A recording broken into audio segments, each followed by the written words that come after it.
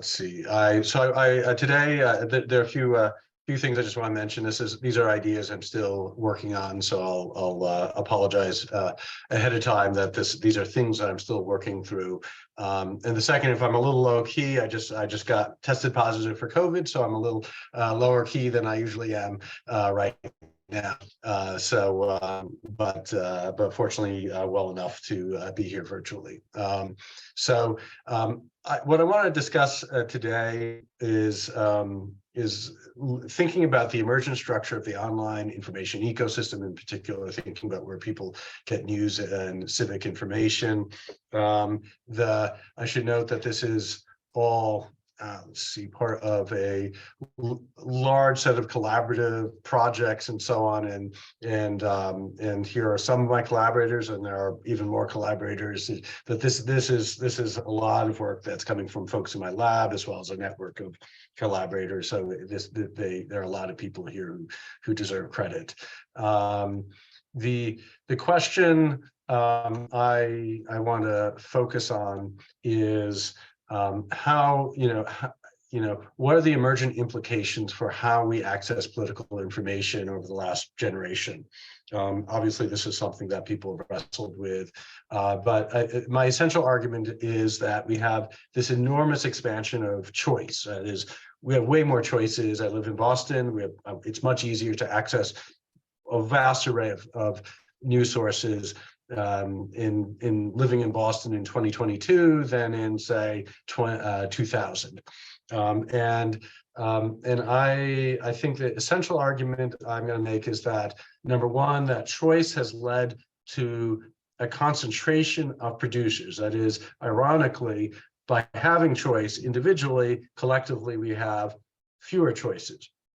And in some ways, that has led to a homogeneity of consumption of news from producers, because we're all suddenly, if you'd looked 20 years ago, certainly if you'd looked 100 years ago, we were consuming as individuals from very few sources that were local and very different sources. And so now we're all sort of gathering around the smaller number of sources and really consuming from many of the same producers.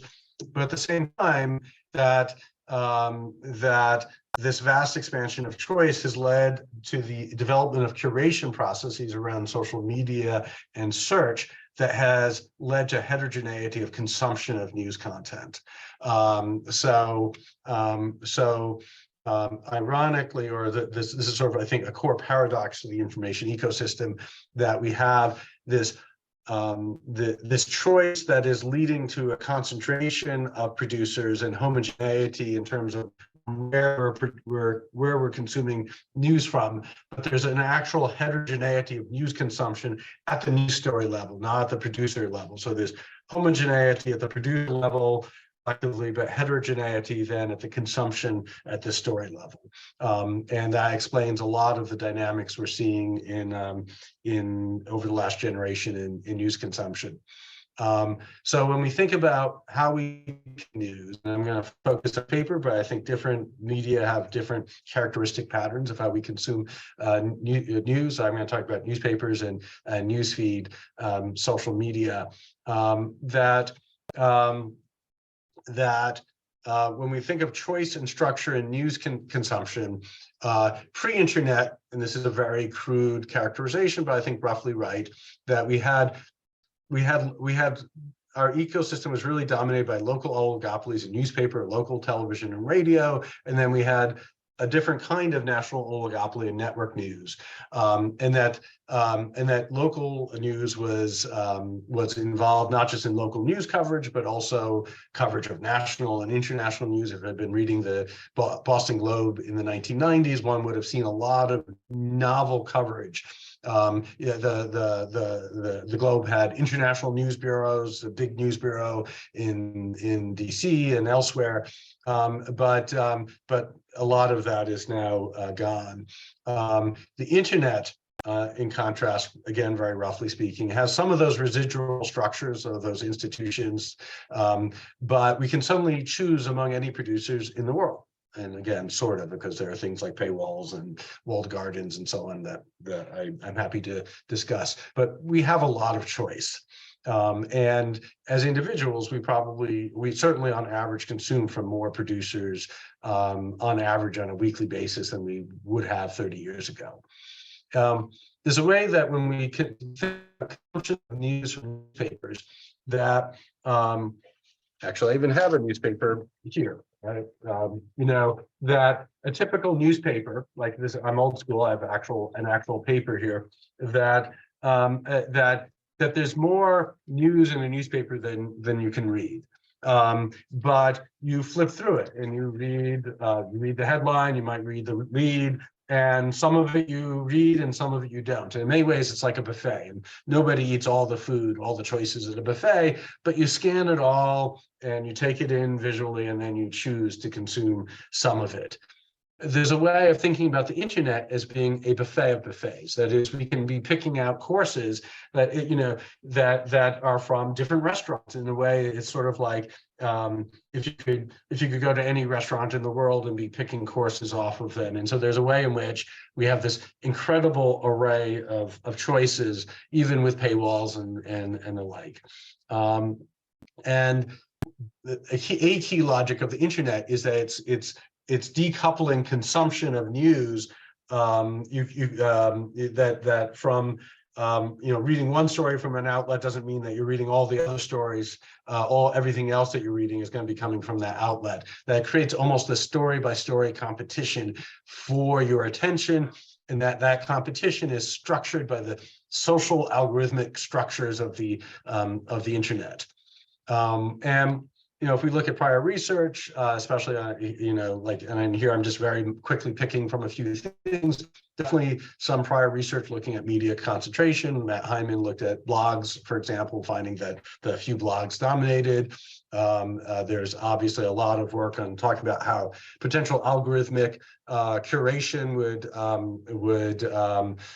result in homogeneity of news consumption, and a lot of that has undergone a lot of criticism of that curation process by recent research that looks at the domain level and says, oh my gosh, people are reading lots of stuff, diverse news from different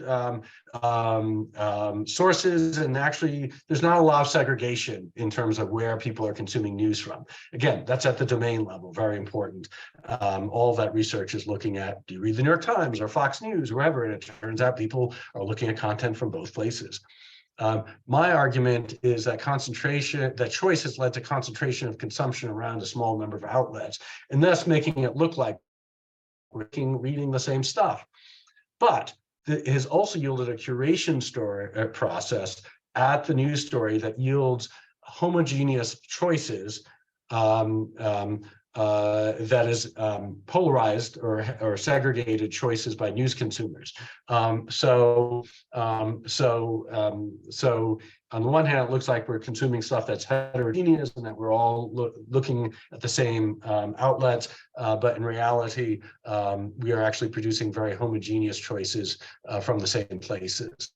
I'm going to do my broader research has sort of other examples, but here I just want to focus on some one particular empirical set of data sources. This is research where we've matched 1.6 million Twitter handles to voter data, so we know who are Democrats, who are Republicans, men, women, etc. This is a matching process developed a number of years ago in Greenberg et al. And we've done other things like that Greenberg was in looking at misinformation in a 2019 paper. And then we had a public opinion quarterly paper comparing to survey-based approaches. And overall, it works quite well. Happy to develop that more if people are interested. And the nice thing about a very large samples, it allows you to look at uncommon behaviors. And what I would argue is that most interesting behaviors are uncommon. Not all, like voting is pretty common, but like contributing to campaigns, not so common. Contributing to a lot to campaigns is very rare. And tweeting a lot about politics is also pretty rare. And so what we're going to do, what I want to do here is I'm going to zoom in. I'm going to use COVID-19 URLs being shared as an example of something that had very broad civic relevance over the last few years. and had local and international and national dimensions. And these data and the COVID classifiers developed in these papers that I reference here by Sugars et al. And Gallagher et al.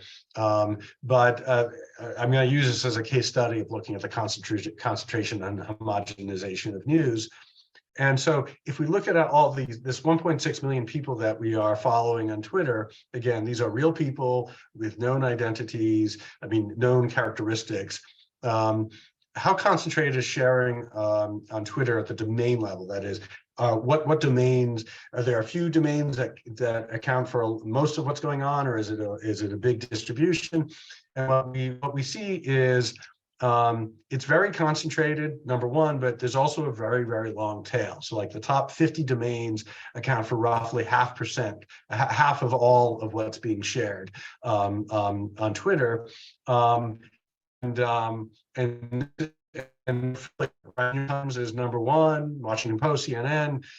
There are a few platforms like YouTube and Instagram up there, which are very substantial. But like these are obviously well known. The reason why there's a long, because there are also substantial local domains. So like if you're looking at, the LA Times, that's big in California, or what have you. And so those local domains are create a very long tail because of a number of local domains. But there's a high degree of concentration. There's an even higher degree of concentration if we just look at national domains. And then if we look at given states and define, let's say, Texas local domains as having, way disproportionate share of market share in Texas. Local domains are very concentrated, right? Top 50 Texas local domains account for the 82% of shares of Texas content, whereas 50 national domains account for roughly 60% of what's being shared in Texas. And what's interesting then is if you look at like New York and Texas, culturally very, very different, and you look at the rank order of the domains in Texas versus New York, they're actually pretty similar. Like that's the lower left-hand side. That's the rank ordering that those, when you look down there, it's Politico, New York Times, USA Today, and then you see, on the upper, on the left side are things that are popular in Texas, but not in New York. So it's like Texas.gov, some local television stations, the Dallas News, the Houston Chronicle. And then you look on the lower right and you see what's popular in New York and not in Texas, which is like Gothamist and NY.gov and so on. But actually the bulk of the action is in the shared national domains. You see in the top 10 New York domains, New York Times, Washington Post, CNN, and so on, and you look at the top 10 Texas domains, the top 3 are still the same. And I don't think, let's say, if we were looking at Texas 50 years ago, that say the New York Times and Washington Post would have been the dominant sources of information there. And so there's this sort of nationalization of news consumption because, if you're going to get COVID news from somewhere, given the fixed costs and the quality costs of reporting, that's where you're that's where you're going to go. And so the other thing I want to mention here on the curation side, sorry, I know I'm almost out of time, so I just want to mention that what happens when you have this set of choices is that you go from this set of buffet of buffets, but you create a very homogeneous diet out of that. And what we see is, I'm not going to go into this in any more detail than this, is that the development of curation bubbles, where something like the New York Times is very left-leaning generally in its audience, but there are these right-leaning stories like, and here are some examples here that about, a negative story about Adam Schiff, a negative story about the Clinton Foundation that were largely shared among Republicans. And it turns out that this sort of curation process is a very general one, that there is this curation within domains of content that conservatives like versus liberals like, and that as a result, even though a lot of people may be reading the New York Times, they're reading a different New York Times, and that this is a very general pattern. And so I'm just going to flip through here. I was way over ambitious in what I was going to say, but to conclude that in the status quo ante, we had local concentration, but national diversity and individual homogeneity in news consumption. Now we have this local decimation of newspapers. There's less local diversity due to concentration.